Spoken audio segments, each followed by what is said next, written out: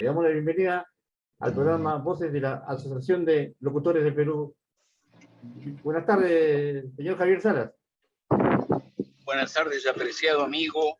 Un saludo a la audiencia del programa y agradecido por la gentileza que tienen ustedes de haberme convocado a esta entrevista. Correcto. A ver, para poner en contexto sobre lo que fue el primer Congreso de Música Puneña, organizado por Sochimuc, y que se realizó el 9, 10 y 11 de noviembre en el Teatro Municipal de Puno. Efectivamente, hace un año atrás, tras una iniciativa mía, se formó la Sociedad de Compositores de la Música Puneña a fin de empoderar el trabajo de los músicos puneños alrededor de la fiesta mayor, que es la fiesta de la Virgen de la Candelaria, que ha sido declarada Patrimonio Inmaterial de la Humanidad. Esta Sociedad de Compositores e Investigadores Puneños tuvo dentro de su plan de trabajo del primer año, es decir, 2022, la realización del primer Congreso de Música Puneña que se ha llevado efectivamente los 9, 10 y 11 de noviembre en homenaje al mes aniversario de la fundación de Puno y ha servido como un termómetro para ver cómo está el asunto de la coyuntura del trabajo musical, el trabajo de la historia de la música en Puno, la presencia de los compositores, las diferentes modalidades de expresión musical que se llevan adelante en Puno, como son las grandes tropas de sicuris presentes en la fiesta de la Candelaria, las bandas de músicos. En la fiesta de la Candelaria hay bandas de 600 integrantes, 500 integrantes, unas bandas gigantes, y además el asunto de las estudiantinas que han desarrollado últimamente un excelente trabajo y pues este congreso nos ha servido para pulsar un poco este trabajo y gracias por permitirme dar la información pertinente. A ver, ¿cuál es el diagnóstico, cuál es el resultado de este congreso? ¿Lo han podido ustedes plasmar a través de un documento? ¿Cuál es el análisis que han encontrado de todas las situaciones que ustedes... Bueno, sí, ahí estuvo. ¿Me escucha, licenciado Salas? Sí. Sí. Efectivamente, el balance ha sido altamente positivo porque hemos contado con ponencias muy importantes en este congreso. ¿Aló? Sí, lo escucho, ¿Me escucha? estamos escuchando perfectamente, sí. Sí, lo escuchamos. Ok, gracias. El balance ha sido altamente positivo y hemos podido convocar a compositores, docentes, directores de música de alto nivel de origen puneño, en el que hemos analizado diversos temas como son la coyuntura de las composiciones de música, los conjuntos de música, su creación, su recorrido histórico, y ha sido un gran aporte gracias a lo cual se han venido a dar ciertas conclusiones y sugerencias que se darán para hacerles llegar a las escuelas de música del departamento de Puno y como a las autoridades locales y regionales. Claro, y esto va en conexión también con lo que es el Ministerio de Cultura, el Ministerio de Educación, para canalizar toda esa sugerencia o ese diagnóstico resultado de este congreso. En realidad, la lógica sería de que se sumen el Ministerio de Educación, en tanto el sistema educativo debe hacerse responsable de una educación por el arte basada en nuestra música tradicional, en nuestra danza tradicional, y el Ministerio de Cultura también debería reglamentar, normar, apoyar y subvencionar este tipo de eventos, porque en esta ocasión, como lo hemos hecho como entidad privada, como una entidad de compositores, hemos tenido que recurrir a diferentes apoyos porque no hay, oficialmente no hay un apoyo regular de los gobiernos, ni regional ni local, con un presupuesto que asuma todos los gastos que representan un evento de esta naturaleza. Claro, y que aporta además para la conservación de nuestras tradiciones, nuestra cultura, nuestra música, nuestro folclore, ¿verdad? Que no solamente es admirada en el Perú, sino en el mundo. Realmente, es así, ¿verdad? Así es, porque hay un peligro que están corriendo nuestras formas musicales, como son, ¿aló? Sí, lo escucho perfectamente, lo escuchamos, lo escuchamos. Como son el peligro de las fusiones y todo tipo de agresiones de orden foráneo que nos llenan los medios de comunicación de reggaetón, de una serie de formas que no son inherentes a nuestra realidad, a nuestra patrimonialidad y a un mensaje favorable para los niños, para los jóvenes, para su educación, ¿no? Claro. Entonces, tenemos que luchar contra eso desde una herramienta pedagógica, desde un sistema educativo, a fin de contribuir con la educación de nuestra juventud y contribuir sobre todo con un factor que es muy, muy importante, que es la identidad, Así es, ¿no? claro. Claro. Favorecer, por ejemplo, las formas musicales como son el vals, la polca, la zamacueca, el huayno, el yarabí, etcétera, una serie de formas tradicionales que siempre han enriquecido a lo largo del siglo XX nuestra patrimonialidad musical. Y ese ha sido básicamente el interés y el objetivo, apreciado amigo. Correcto. Está José Luis Galarza para algunas consultas. Adelante, José Luis Galarza, desde San Juan de Lurigancho. Sí, amigo Javier. A mí me hace pensar y retroceder la época del incanato, la época del Alto Perú, la época entre lo que es identidad americana e identidad nacional.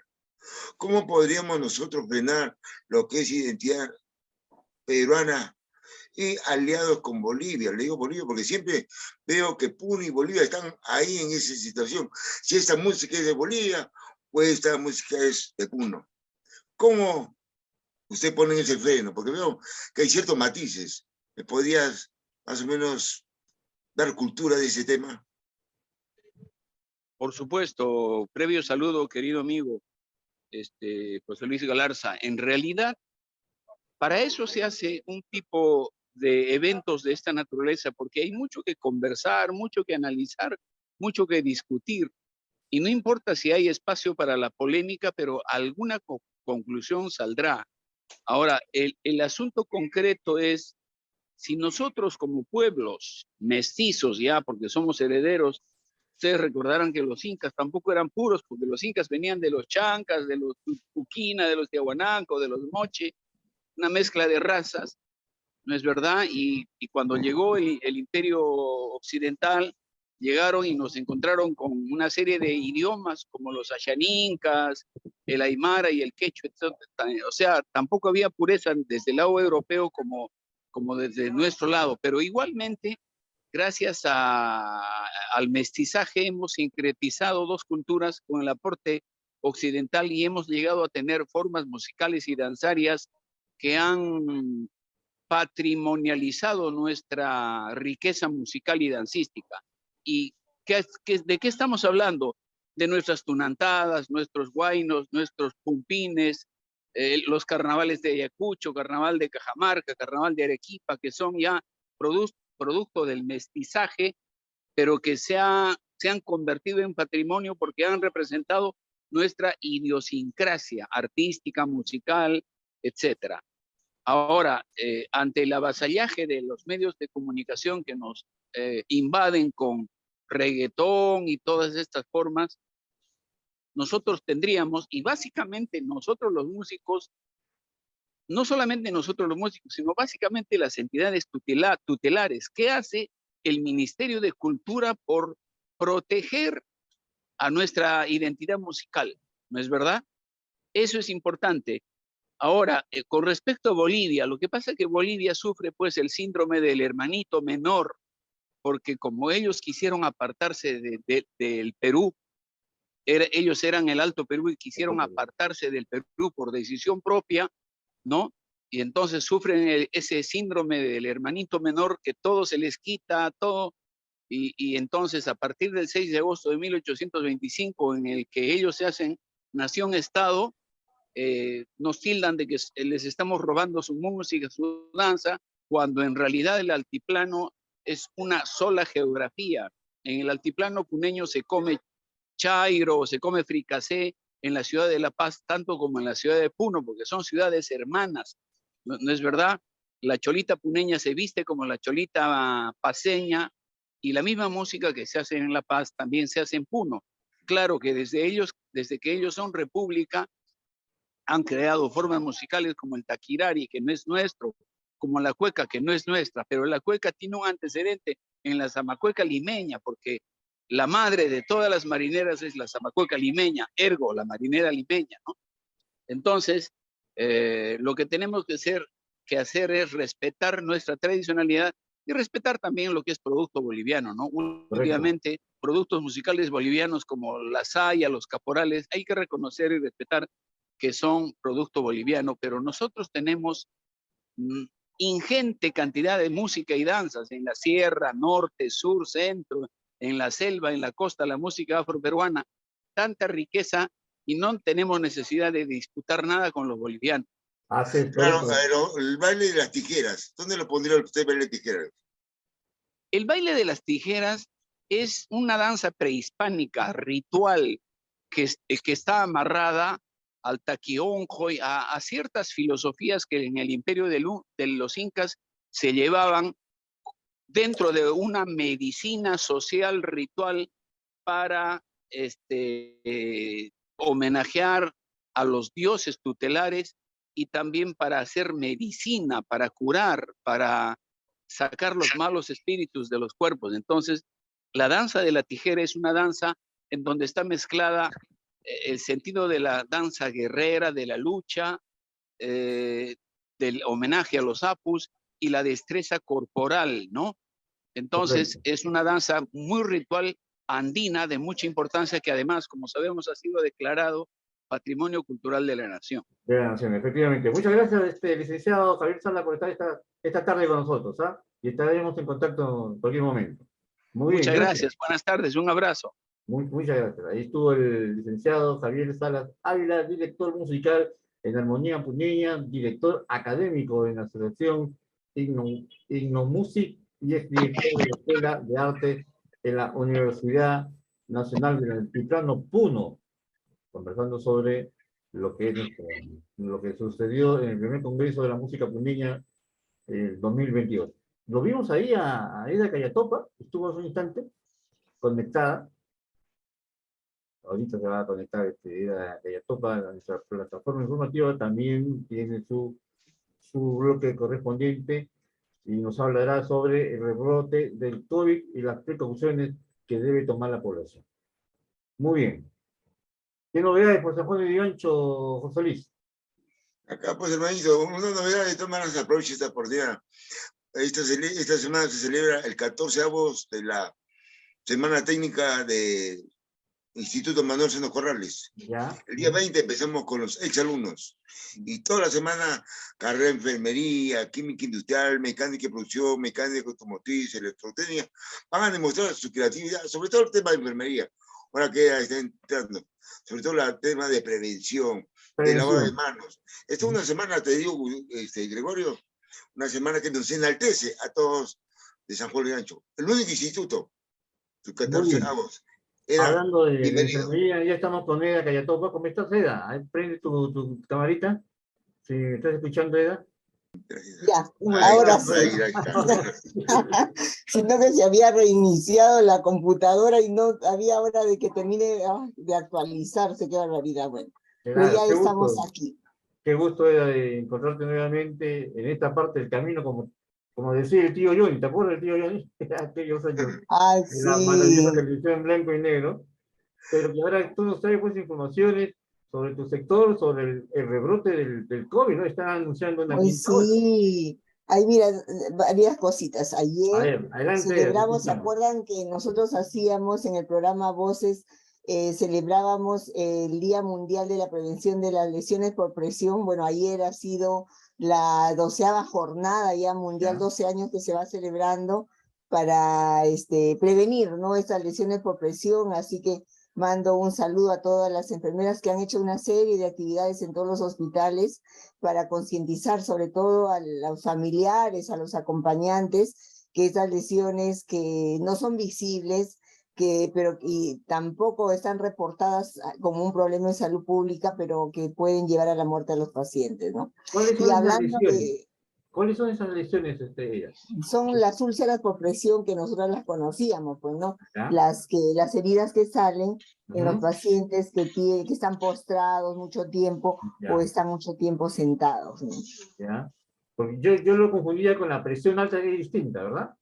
No es eso, sí, la presión alta es un problema más cardíaco, ¿no? Sí. Correcto. Sí, entonces, sí, ayer ya se celebró, todos muy emocionados, contentos, porque, bueno, necesitamos de todas maneras más compromiso de la gente, ¿no? Más compromiso de la familia, y además el mismo paciente también, mientras pueda participar en su autocuidado, tiene que saber cómo hacerlo también. Claro, ¿cómo podría la persona, los familiares participar en estas actividades? En el cuidado de la persona, por ejemplo, los postrados tienen dificultad para alimentarse, tienen dificultad para hacerse su higiene y tienen dificultad para movilizarse. Entonces, ¿qué es lo que nosotros recomendamos, ¿no? En la familia, que tenga mucho cuidado en tener mucho tiempo a la persona en la misma posición. ¿Ya? Porque tiene una superficie dura, que es el colchón, más el peso del cuerpo, eso hace que todas las venas periféricas de nuestro organismo, de nuestra piel, se colapsen. Al colapsarse, ese tejido muere. Al morir se hace negro y se hace un hueco, o sea, se hacen unas heridas tremendas. Siempre educamos a la familia en ese sentido, ¿no? Que movilice al paciente. El otro tema es la higiene. O sea, que tienen que bañarlo, porque con el baño como que mejora el sistema circulatorio, ¿no? Es un ligero masaje y mejora la circulación. Y el otro tema es la alimentación, pues, ¿no? Hay que recordar que los adultos mayores, sobre todo, no pueden masticar bien los alimentos como los que todavía lo podemos hacer. Entonces hay que adaptar los alimentos a su condición, ¿no? Y además que sean fácilmente digeribles, porque también la digestión se retrasa un poco y le puede generar dificultades, dolor abdominal, entonces ya nuestros adultos mayores no quieren comer. Entonces, ¿por qué? Porque sienten que la comida que lo toman les produce malestar. Entonces, todo eso se educa a la familia, ¿no? Claro, que es importante conocer porque evidentemente cuando hay adultos mayores en casa, ya un gran porcentaje están postrados, ¿verdad? Y le genera todas esas lesiones que tú has mencionado, ¿no? Y para eso hay implementos que pueden ayudar, ¿no? Claro, y esas lesiones generalmente se dan en las personas, pues, que pasan los 60 años, 70 años, más de los de 80 años, ¿no? Los que tienen de 80 años para adelante son más proclives a desarrollar esas lesiones, ¿no? Entonces, y a veces la familia no se da cuenta, ¿no? Que tiene la lesión y lo lleva al hospital porque está con fiebre, porque está decaído, que no responde, y nos damos cuenta que tiene una infección, pero producto de esa herida. Y dice, pero no es una herida, es una costrita, dice, ¿no? O sea, porque la familia no conoce, lógico. Y le decimos, no, esa costrita va a caer y recién vamos a poder evaluar la lesión que tiene. Y sí, pues cae la costrita y se queda todo un hueco, porque a veces se ve hasta el hueso, ¿no? El coxis, las caderas, sí. Claro, entonces, sí, y ya empieza el sufrimiento para el paciente porque le duele, y la familia también porque tiene que dedicar largas horas al cuidado. Ya no es tan simple mantener una piel sana que curar o recuperar una piel que está dañada, ¿no? Correcto. Y sobre todo en esa edad que hasta la regeneración celular se vuelve más lenta, ¿no? Entonces, por eso es importante cuidar a nuestros adultos mayores. Claro. Yo sé que la gente que nos está escuchando, que nos está viendo, entienden, sobre todo los que han tenido pacientes o familiares, adultos mayores o familiares postrados, ¿no? Sí, y la incidencia en casa es bien alta y casi no se reporta, ¿no? Porque la familia también tiene miedo de llevar a sus familiares, por ejemplo, a los hospitales. Entonces dicen, no, en el hospital se muere, ¿no? No es que se muere en el hospital, sino que lo llevan cuando ya está complicado y a veces es sumamente difícil poder recuperarlo a la persona, ¿no? Entonces es importante que toda la población conozca los temas de prevención. Y para eso se tiene que comprometer a la más alta dirección, a los ministros, a los pobladores en general, porque Claro. como que a nadie, a veces da la impresión como que a nadie le importa, ¿no? Todo que siga tal cual, ¿no? O sea, estamos como, ¿cómo le dicen? Piloto automático. Eso no solamente, no es solamente una impresión, ¿ah? Estamos prácticamente en piloto automático, lo estamos viviendo. ¿Cuántos ministros de salud se han cambiado en este año? Caramba, y ahora está una señora que se llama Portolatino, ¿no? Y el Ministerio de Salud está capturado por el líder de Perú Libre.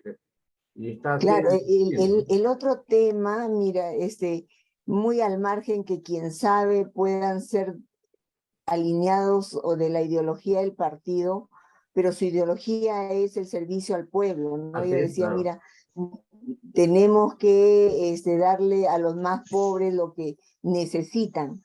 Sin embargo, con las autoridades que tenemos, con el perfil que tienen, a nadie le importa el tema del pueblo. O sea, se dice el pueblo, pero ¿qué pueblo? ¿De qué pueblo se habla? Claro. Porque igual cuando se diseñan algunas políticas, por ejemplo, de la ejecución presupuestal, están pensando en construcción hospitales, construir, ¿no? Está pensando en la Comprar comisión. equipamiento. Y la parte básica del acercamiento a la población, a la educación, a la prevención, no se da, y por eso es que tenemos también resultados adversos con el tema de las vacunas, ¿no? Es un tema un poco delicado lo que estamos pasando actualmente. Y eso, bueno, yo no sé si es pertinente decirlo, pero es un tema muy serio que se está atravesando en el Ministerio de Salud con el tema de las vacunas. Uno, por las bajas coberturas. Segundo, porque estamos con 2 subvariantes más que están del Omicron, que está circulando.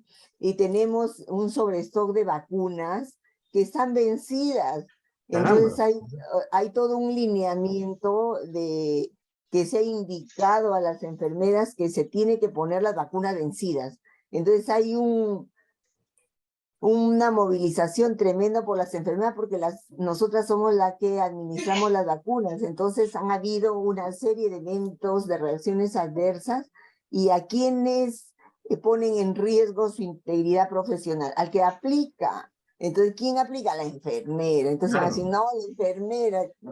Y entonces hay un tema bastante delicado. Yo no sé si la ministra de Salud tiene conocimiento, o si tiene conocimiento lo está tomando de la forma más ligera, ¿no? Pero en octubre se nos han vencido miles, ahorita no tengo el dato exacto, pero miles de dosis de la Pfizer. Y han dicho, oye, colóquenlo hasta enero, no importa que esté vencida. Y este mes se vencen las vacunas modernas, es un lote alto. ¿De qué ha pasado con el tema de la administración, no? Si estamos con bajas coberturas. Hay un tema, yo creo, de estrategia que no se ha llevado adecuadamente. Entonces, mientras nuestras autoridades están que se pelean y no ayudan, porque el tema de las vacunas necesita una incidencia política.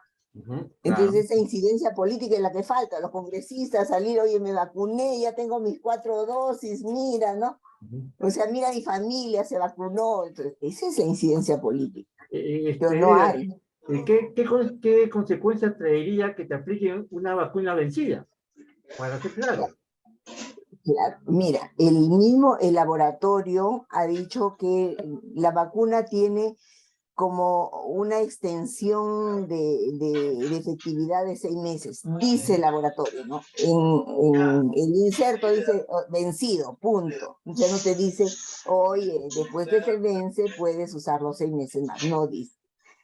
La OMS no se ha pronunciado, la OPS en el Perú tampoco, solo las enfermeras están luchando contra eso, porque dice, les pasa algo, o sea, ¿cómo vamos nosotros? Y la otra indicación que les han dado, oye, no importa, si viene, abre un frasco, aunque sea por una persona, y el resto lo descarta, ya está. El hecho es que se informe como que se ha consumido la vacuna, ¿no? Entonces, es un tema delicado, por eso decía, no sé, si tengo la autoridad para hablar, yo he sido miembro, o sea, soy enfermera, ¿no? Estoy dando mi opinión como enfermera, y bueno, pues la misma Organización Mundial de la Salud dice, oye, este es el año de la medicación sin daño. ¿no? Entonces, tienen que aplicar los 5 correctos, paciente correcto, fecha correcta, hora correcta.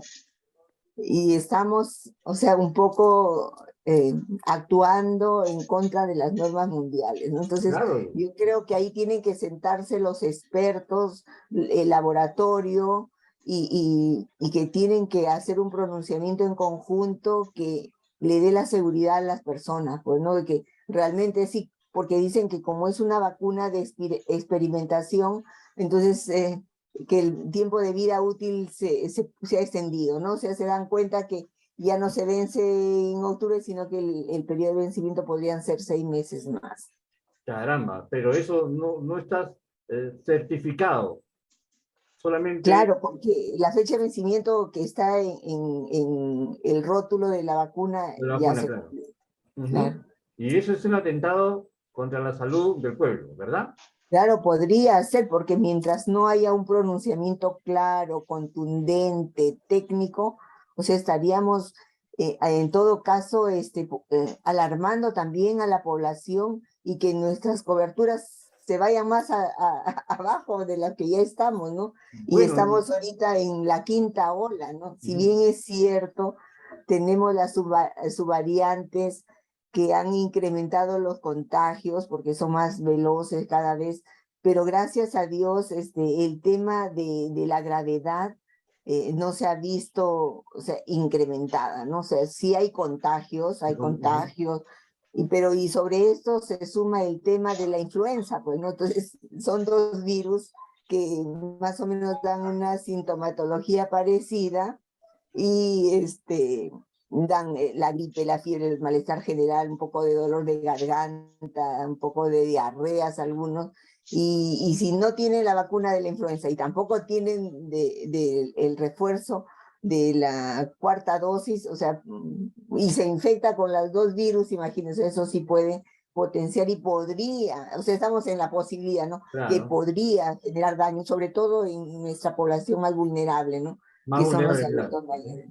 Y el otro tema es recomendar, pues, a nuestra población, que si bien es cierto, no es nada sencillo seguir manteniendo la mascarilla, pero en los sitios cerrados de alta aglomeración, y tenemos que seguir usando la mascarilla, lavándonos las manos, evitar sobarnos los ojos, no estar muy cerca, y aquel que tiene una sintomatología, que no salga de su casa, que se quede. ¿Por qué? Porque si sale se puede complicar, porque hay cambios bruscos de temperatura, ¿no? Y las defensas están bajas y puede complicarse con otra enfermedad. Pero también si sale puede contagiar a otras personas. Entonces, ahí yo creo que tenemos que ir incidiendo en la responsabilidad social que tenemos que tener con el otro, ¿no? O sea, yo me quiero, yo me cuido, yo te cuido, ¿no? Un poco. Eso es lo que tienen que entender los ciudadanos, ¿no? La responsabilidad social, el cuidarse no solamente, sino que cuidar a los demás. Y hace poco hemos tenido, pues, en Lima, grandes conciertos. Caramba, ya es más que preocupante, ¿no? Estos conciertos que han aglutinado alrededor de 120.000 personas en el Estadio Nacional. Sí, entonces nosotros estamos, por un lado, diciendo, oye, tenemos una crisis económica, y yo creo que están reventando las tarjetas de crédito porque los bancos te llaman, creo que no sé cuántas veces, ¿no? Y no sé, yo creo que la parte económica no es que estemos en el mejor momento, pero yo creo que la gente está reventando sus tarjetas de crédito. Sí, ¿no? Y lo más grave de este informe es lo que acabas de anunciar, ¿no? Que están vacunando con vacunas con dosis vencidas, ¿no? Caramba. Claro, claro, la Pfizer, que ya se venció oficialmente en octubre, el 23 de octubre, y extraoficialmente que el laboratorio ha dicho que hay una vida útil de 6 meses más, ¿no? Bueno, a ver, José Luis, para que me está haciendo señas, quiere preguntar, José Luis. Sí, de todas maneras, Feda, te felicito, porque tú nos traes la realidad. Has visto 2 temas. La presión. Quien habla recuerda salió de UCI y salí con todas las caras. Y en el hospital me ponían para un lado, para otro lado, la sábana limpia, Imagínense si nuestro pueblo no tiene aspecto económico. ¿Qué sábanas limpias esa herida se infectará? Me preocupa realmente, porque vivo acá en San Juan del Gancho. Es un distrito de puro polvo. Pero yo realmente, tú ya sabes que sí me he cuidado, ¿no? Por eso estoy acá. Pero decirle a todos que las escuelas quedan, Eda. Hasta ahora sigo con las escuelas. Claro, No, un año más me hizo. Así que hay que hacer caso. Mira, Eda, con franqueza, tú me recomendabas, yo hablaba y no hacía lo que yo sabía. ¿Recuerdas? Sí, claro. Ya. Entonces, el otro tema, que es la vacuna. Yo te hablo acá, Eda, de profesión a profesión, gestión. Esto es una gestión, no hay directivas, no hay normas. Recuerda, logística, tesorería, abastecimiento, deben tener directivas. Es decir, esto ya venció. Entonces, ¿qué pasa con la gestión? Preocupante. ¿Qué pasa con esas directivas? Estamos matando a primer lugar. Artículo 12 de la Constitución. Toda persona tiene derecho a la vida. ¿A qué vida? A vida de calidad. Hay calidad de vida. Era con lo que tú me estás transmitiendo. Me preocupa. ¿Cómo mejorar esta calidad de vida? ¿Y cómo hacerle entender a estos padres que se están peleando todo el día y no se preocupan por la vida del ciudadano? Y sobre todo dice acá el presidente, voy a venir acá a San Juan de Gancho, que con su venida se va a solucionar el problema de San Juan de Gancho. No me bromee, pues. ¿Cómo concientizar? Claro, uno que, mire, el tema político se ha deteriorado tanto porque antes como que habían principios, doctrina, ¿no? Por lo que se luchaba y hacia eso iba. Eso desde, yo creo, de la época de Fujimori se vino abajo completamente, ¿no? Se deshizo, ya no se formaron los partidos políticos que tengan una ideología, y al contrario, se formaron partidos que son empresas que reclutan gente y les cobran para poder tener un cupo en el Congreso, y ya sabemos que de ahí empiezan los lobbies, porque son los que entran a hacer lobbies y los negociados con las grandes empresas para poder aprobar normas y leyes que favorezcan a esos grandes empresarios. Entonces, desde ahí nada más, o sea, ¿qué hacer? Yo creo que se tiene que regresar a la educación cívica que se tenía antes en los colegios. Los chicos, ¿qué saben de la historia del Perú? Los chicos, es más, ni les interesa, es más, o sea, hay un maltrato y todos los valores que se han deformado se toman como reales y como verdades por la nueva generación. El otro día decía una colega, no, oye, tenemos que cuidarnos, buenos estilos de vida, todo, porque cuando lleguemos a un hospital, ¿quiénes nos van a atender? Aquellos que se han formado incluso online, porque recuerden que toda la pandemia cómo nos ha llegado. Entonces, ¿qué va a pasar? ¿No? Entonces tiene que haber una preocupación de nuestras autoridades, ¿no? Empezando por el presidente de la República, con todo su gabinete, y el sistema de control que tiene que ejercer el Congreso. No solamente estar diciendo que lo vaquen, todos los días solo piensan en la vacancia, y por ahí que sacan una u otra ley, pero que de lobbies de las grandes empresas, y ahí queda todo. Claro. Efectivamente, en este momento se está discutiendo la ley de presupuesto ya. Se debería discutir la ley de presupuesto. Pero tú has dicho un tema de educación. Los jóvenes no estudian anatomía ni biología, en nuestra época sí había. ¿Dónde te duele? Acá, no sé. ¿Y qué parte? ¿El riñón o el hígado? Y dice, acá adelante, en el ombligo. ¿El riñón está en el ombligo? No sé ni lo que hablan los niños y los jóvenes. Así es. Preocupante, preocupante. Así es, mira, están mirando de pagar mejor a los docentes, y que a mí me parece perfecto, pero nadie se está preocupando de la formación del docente, porque el docente es el que trasciende a través de los alumnos en el desarrollo del país. Entonces, ¿qué va a pasar en los colegios? Todavía tenemos colegios que se caen a pedazos, que no tienen agua, que no tienen desagüe, que no tienen salubridad básica. Entonces, o sea, ¿de qué pueblo hablamos, no? Entonces, claro, es una cosa de verdad que indigna, ¿no? Como indignante. Más que preocupante, es indignante, y estamos con la candaleta de los 200 años y no hacemos nada para corregir eso, ¿verdad? 200 años que queremos entrar al organismo de cooperación internacional, la OCDE, donde nos pide unos estándares sumamente altos como tienen los países desarrollados. ¿Y dónde llegamos? Si tenemos desnutrición, tenemos anemia, extrema pobreza, falta de agua en las zonas más marginales, no hay centros de salud. O sea, la salud cuesta un montón. Y la salud, tener salud empobrece a la gente, porque vas a un hospital, no hay nada, te tienes que comprar. Entonces, si tenías tu vaquita, vendes tu vaquita, si tenías tu terrenito, vendes tu terrenito. Y de ahí, para poderte curar. Y entonces dejas la alimentación, dejas otras necesidades básicas, que entras al círculo vicioso, ¿no? Estás malnutrido, te enfermas más rápido, ¿no? Entonces, ¿quiénes se enriquecen? Las grandes corporaciones en salud que tiene nuestro país, ¿no? Y los malos ciudadanos que prometen y no cumplen lo que prometen y ven solamente sus intereses. Muchas gracias por estar esta tarde con nosotros, ¿eh?